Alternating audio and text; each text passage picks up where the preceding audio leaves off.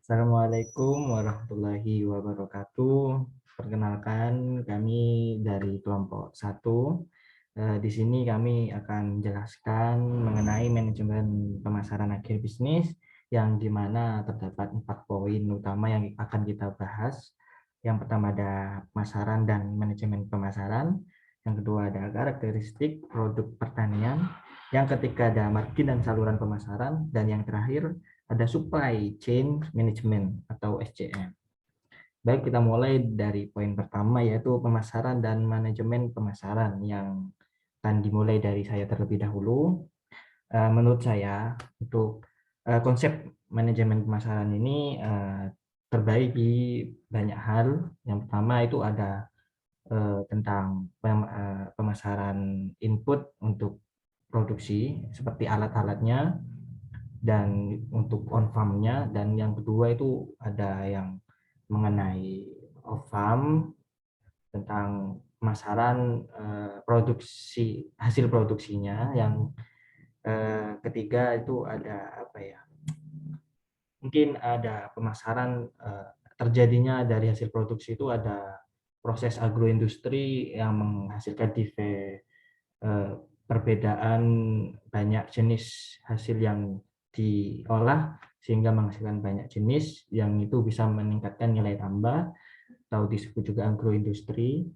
Itu membutuhkan pemasaran, manajemen pemasaran juga. Dan yang mungkin yang terakhir itu ada juga pemasaran jasa-jasa yang dilakukan oleh mungkin tengkulak itu kan memasarkan baik itu hasil pertanian langsung maupun hasil dari agroindustri, itu memerlukan jasa tengkulak untuk memperluas jangkauan pemasaran.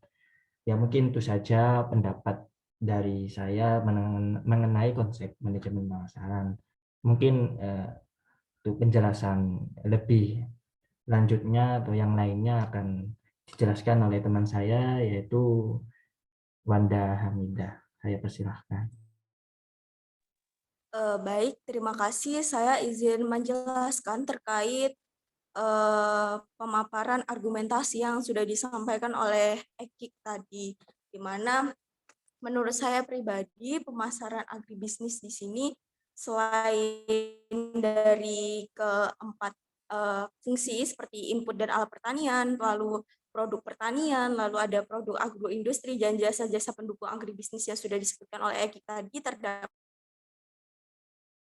agribisnis yang bisa kita jadikan sebagai ilmu-ilmu begitu. Selain pemasaran agribisnis yang bisa kita jadikan sebagai ilmu, di sini pemasaran agribisnis itu juga disebut juga dapat dijadikan sebagai seni. Nah, di mana seni di sini adalah di mana pemasaran agribisnis dapat mendorong suatu aplikasi praktis dari teori dan konsep pemasaran agribisnis, di mana dalam hal ini kita sebagai pelaku bisnis harus melakukan penyesuaian berdasarkan dari intuisi, lalu ada rasa, lalu keyakinan dan kreativitas dalam rangka untuk mencapai kegiatan atau mencapai tujuan dari pemasaran agribisnis tersebut. Selain itu, dalam pemasaran agribisnis sebagai seni, di sini kita juga menuangkan ide-ide yang kita miliki gitu. Sehingga dari ide-ide tersebut kita dapat melihat peluang keberhasilan dari suatu bisa lakukan. Mungkin itu saja sedikit argumentasi yang bisa saya sampaikan. Selanjutnya mungkin bisa dijelaskan oleh rekan saya yang lain. Silahkan.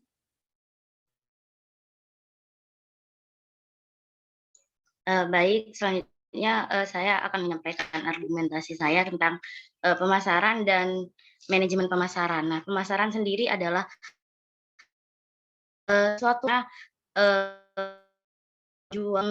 suatu penjual menjual ke pembeli, di mana dalam agroindustri ini, manajemen agribisnis ini dari sektor pengolahan, membeli dari suatu petani begitu. Nah, manajemen agribisnis sendiri adalah suatu sistem yang dimana melakukan penjualan secara berkelompok dan sistematik begitu menurut saya. Selanjutnya akan dilanjutkan oleh rekan saya. Baik, saya akan menyampaikan pendapat tentang manajemen pemasaran. Menurut saya, manajemen pemasaran adalah sebuah proses dalam menetapkan tujuan-tujuan pemasaran produk bagi sebuah organisasi, perencanaan dan pelaksanaan aktivitas untuk memenuhi tujuan-tujuan dan mengukur kemajuan ke arah pemasaran itu meliputi dari riset pemasaran, penentuan tujuan, merencanakan kegiatan pemasaran, perencanaan pengembangan produk, harga produk, promosi, distribusi, serta evaluasi dan pengendalian kegiatan.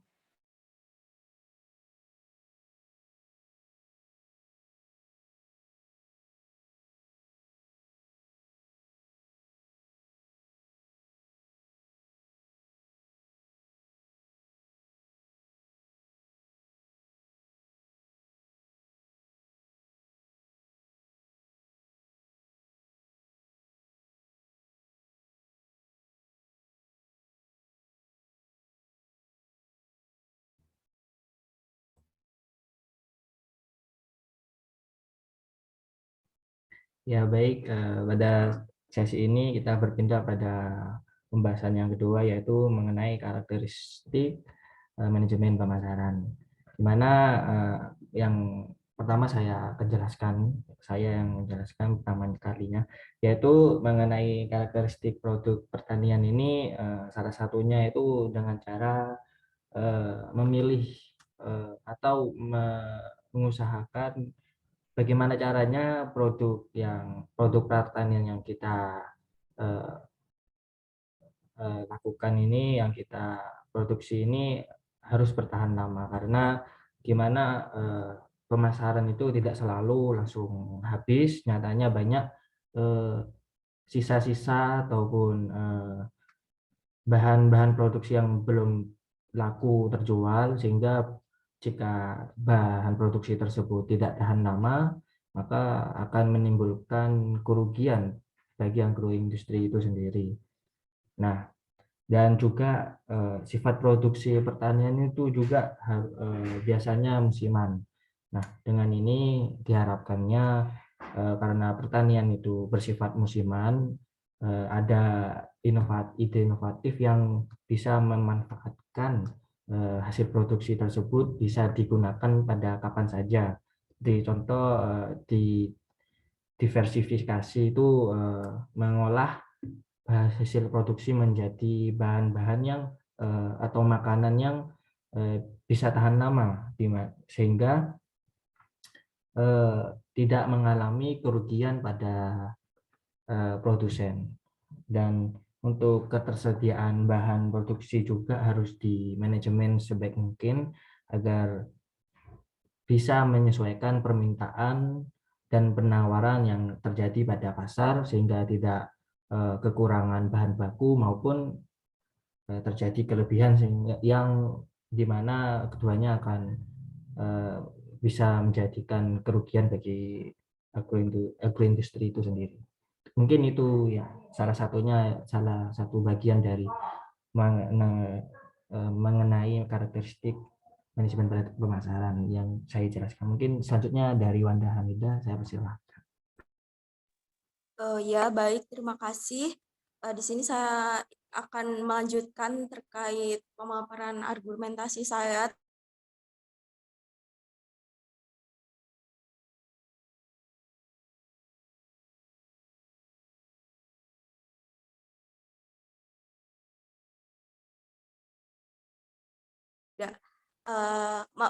Produk pertanian dalam manajemen agribisnis ini tidak terlepas dari mutu produk yang bervariasi. Nah, mutu produk yang bervariasi ini dipengaruhi oleh beberapa faktor. Yang pertama itu iklim dan cuaca, di mana iklim dan cuaca ini merupakan salah satu musuh ya oleh petani, di mana iklim dan cuaca ini sesuatu hal yang tidak bisa kita kendalikan seperti itu. Selanjutnya, faktor yang mempengaruhi mutu produk pertanian ada keadaan fisik tanah, di mana dalam keadaan fisik tanah ini terdapat topografi, lalu ketinggian tanah, lalu tekstur tanah, jenis dan tingkat kesuburan tanah di setiap tempat itu berbeda-beda. Lalu juga terdapat peristiwa alam, lalu juga serangan hama, serta penyakit yang mungkin apabila tidak diatasi dengan pengendalian terpadu justru akan merusak dari agroekosistem begitu. Lalu penerapan teknologi produksi, lalu penanganan pasca panen yang tidak tepat, di mana pada penanganan pasca panen yang tidak tepat ini masih banyak produk-produk pertanian atau hasil-hasil pertanian yang terbuang sia-sia. Lalu jenis varietas yang ditanam, di mana tidak setiap tahunnya pemerintah itu memberikan subsidi jenis varietas atau bibit-bibit pertanian yang baik begitu. Selain itu dalam mutu produk ini juga disebabkan oleh dua hal. Yang pertama itu GAP atau Good Agriculture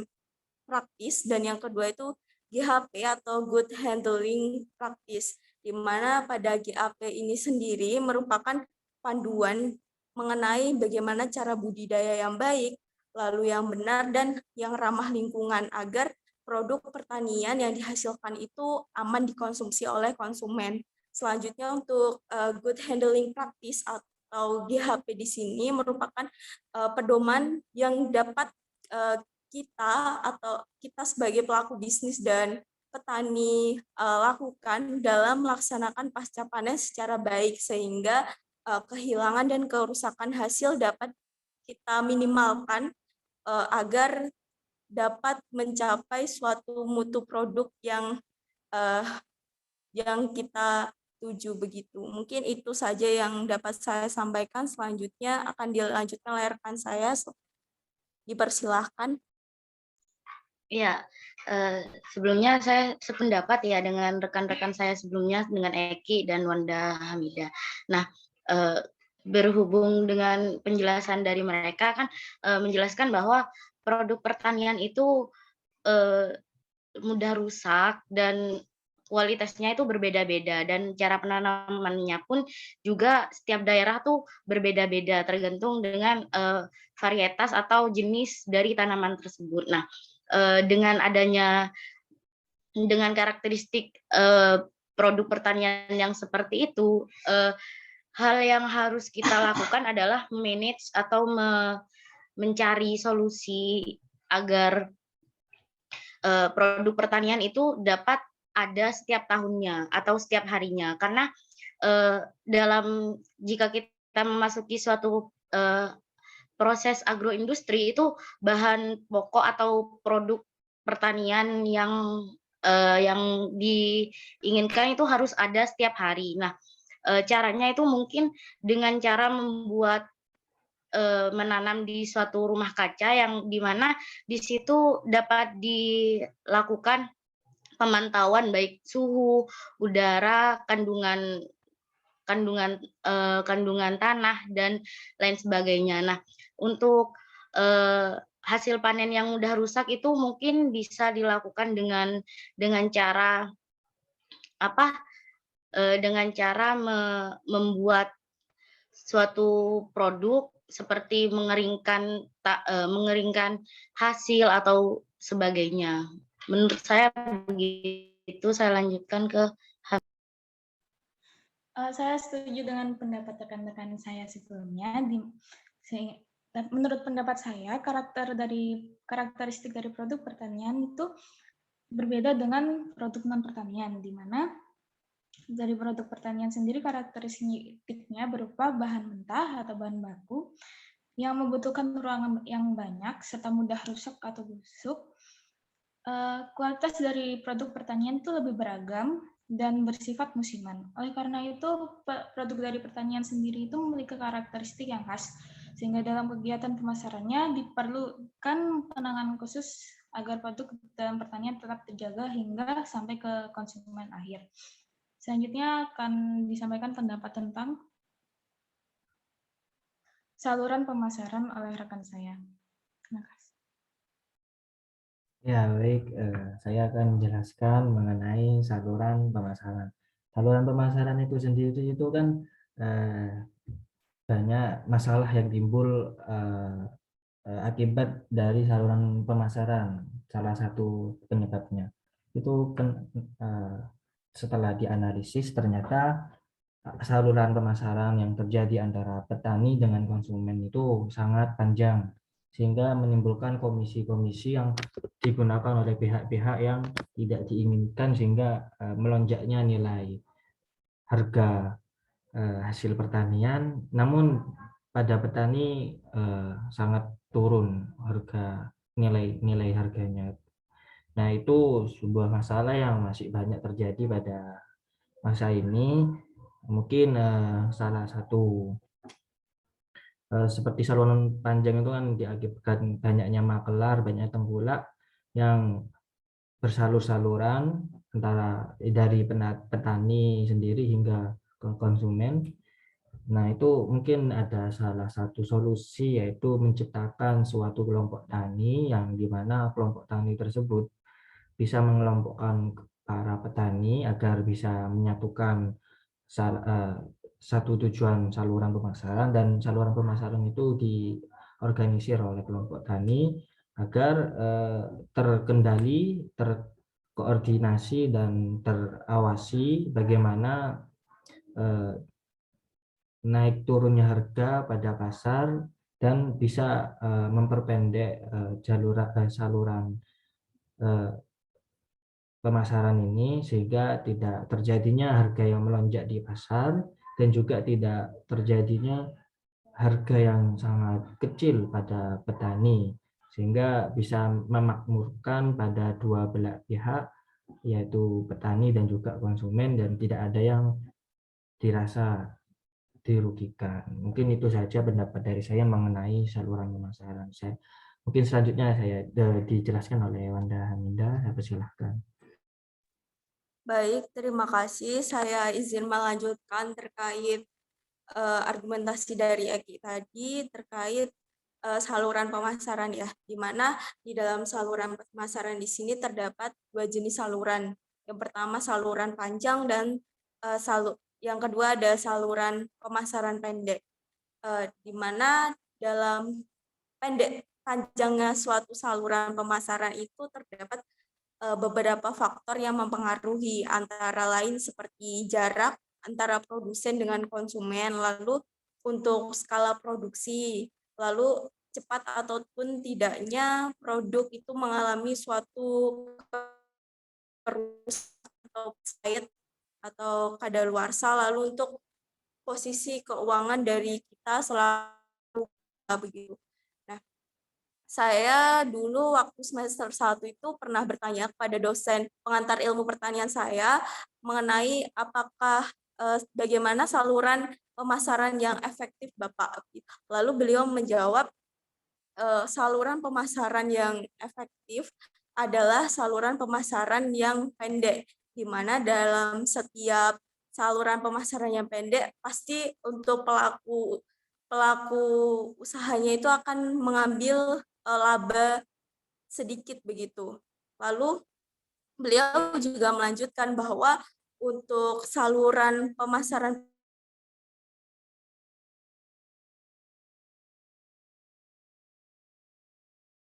produk agroindustri berjalan dengan efisien. Bisa jadi ketika kita melakukan suatu saluran pemasaran yang panjang yang dimulai dari produsen, lalu juga agen, lalu pedagang besar, lalu pengecer, dan konsumen, justru itu akan membantu konsumen dalam mendapatkan produk agroindustri kita begitu. Mungkin itu saja yang dapat saya sampaikan. Selanjutnya akan dilanjutkan oleh Afifah, dipersilahkan. Iya, saya akan melanjutkan presentasi dari rekan saya. Saluran pemasaran sendiri itu merupakan sekelompok organisasi yang dapat mengatasi kesenjangan waktu, tempat,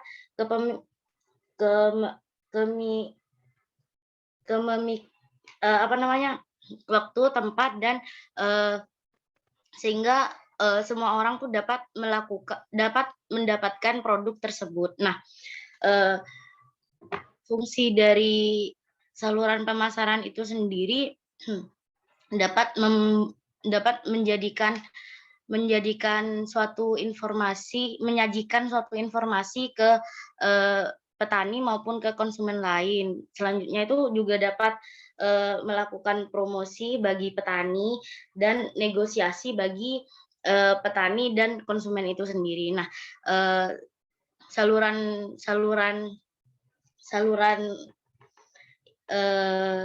pemasaran ini juga dapat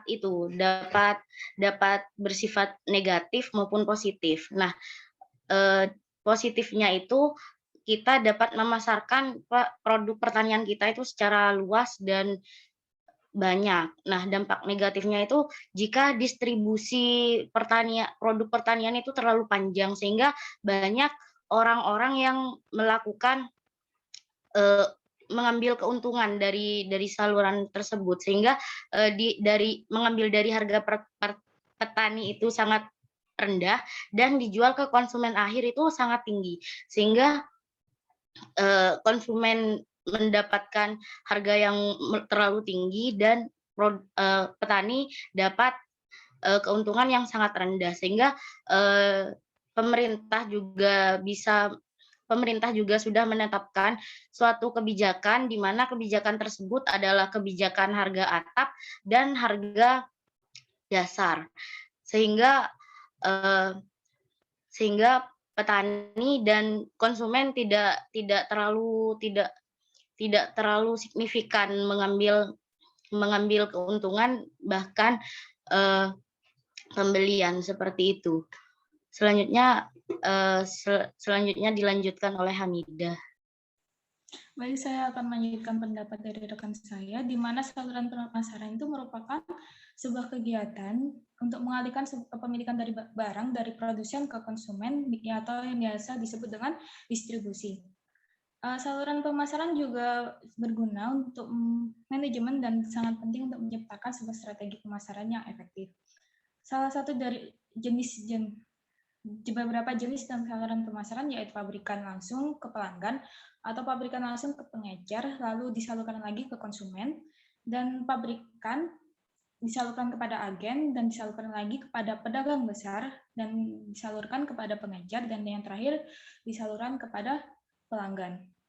Selanjutnya akan dilanjutkan oleh rekan saya tentang pendapat tentang supply chain management. Ya, baik, terima kasih untuk poin supply chain management ini. Kan pertama akan dijelaskan oleh saya. Menurut artinya supply chain management yaitu mensuplai dengan rantai yang di manajemen agar terjadinya efisiensi dan efektivitas antara produsen dan pelanggan. Dan situ mungkin terkait dengan poin sebelumnya yaitu tentang saluran. Namun di sini akan membahas mengenai organisasinya, di mana di dalam SCM ini, supply chain management ini, memanajemen rantai supply dari produsen ke konsumen, di mana di manajemen agar tidak terlalu panjang transportasinya, itu tidak terlalu mengoper-ngoper dari transportasi satu ke dua dengan organisasi yang atau badan yang menaungi distributor tersebut beda, sehingga menimbulkan biaya tambahan yang lebih besar. Jadi jika di manajemen atau diorganisir dengan satu lembaga atau satu naungan perusahaan yang sama, maka itu akan mengefisiensi biaya transportasi atau distributor, dan juga ditentukan, diorganisir juga retailnya itu siapa, yang memasarkan itu siapa, agar jelas untuk supply ke konsumennya itu tidak terlalu banyak dan tidak terlalu sedikit, dan sesuai target yang diinginkan oleh perusahaan untuk penjualan ke konsumennya, di mana dengan manajemen tersebut dari pabrik hingga konsumen itu menurut distributor atau transportasinya dan retailnya itu dengan suatu manajemen yang terorganisasi dengan jelas dan dengan satu organisator itu akan menimbulkan efisiensi dan efektivitas dalam pemasaran. Mungkin itu saja yang bisa dijelaskan oleh saya mengenai SCM ini. Selanjutnya akan dijelaskan oleh teman saya yaitu Wanda Hamidah. Ya, baik, terima kasih. Saya izin melanjutkan terkait supply chain management atau rantai pasok produksi, di mana supply chain management ini bertujuan untuk membuat seluruh sistem produksi menjadi efektif serta efisien. Selain itu, SCM itu meminimalisir biaya dari transportasi dan distribusi sampai pada inventory bahan baku dan bahan dalam proses serta yang terakhir itu barang jadi. Nah, dalam supply chain management atau rantai pasok ini terdapat beberapa struktur. Yang pertama itu ada supplier, lalu ada manufaktur, distributor, retail, dan yang terakhir itu ada pelanggan. Nah, di mana dalam SCM atau rantai pasok dari produk pertanian ini memiliki keunikan dibandingkan dengan rantai pasok pada produk lain begitu. Karena di mana pada produk pertanian di sini petani itu sebagai pelaku usaha itu dapat menjual hasil pertaniannya itu langsung ke pasar, tidak selalu melalui retail, lalu manufaktur, lalu tadi distributor dan lain sebagainya. Jadi petani ini bisa langsung memasarkan produknya itu ke pelanggan melalui pasar tadi. Selain itu, manufaktur sebagai pelaku SCM yang kedua tadi juga tidak harus memasok produk lewat distributor ke retail, tetapi juga dapat manufaktur langsung ke pelanggan begitu. Selanjutnya, pelanggan ini biasanya adalah pelanggan yang besar begitu, seperti contohnya ada di restoran ataupun di hotel-hotel yang dimana membutuhkan produk hasil pertanian dalam jumlah yang besar. Lalu juga manufaktur di sini juga bertindak sebagai eksportir selaku distributor untuk memasarkan produk pertanian dari petani tadi ke pelanggan, tetapi dalam jangka internasional begitu. Mungkin selanjutnya akan dilanjutkan oleh Afifah, dipersilahkan. Iya, baik, terima kasih. Saya akan melanjutkan penjelasan dari teman-teman saya. Nah, saya sependapat ya dengan teman-teman saya bahwa sangat penting dalam sistem agribisnis adanya SCM. Nah, dalam SCM sendiri memiliki beberapa tokoh penting yang harus di manajemen sehingga menjadikan pemasaran itu efisien dan efektif. Nah, tokoh-tokoh utama itu yaitu pemasok, pengolah, pendistribusi, pengecer, dan pelanggan. Nah, SCM ini bekerja bersistem di mana memanajemen semua pelaku utama ini sehingga menjadikan distribusi yang bagus, efisien, dan tidak kotor begitu. Selanjutnya akan dilanjutkan oleh Hamidah. Ya, saya sependapat dengan rekan-rekan saya, di mana SCM sendiri juga mempunyai tujuan untuk mencapai biaya yang minimum dengan tingkat pelayanan yang maksimum, di mana dalam hal tersebut tetap mempertimbangkan dalam hal fasilitas yang akan mempengaruhi dari barang atau jasa tersebut, dan biaya yang diperlukan dalam memenuhi kebutuhan konsumen.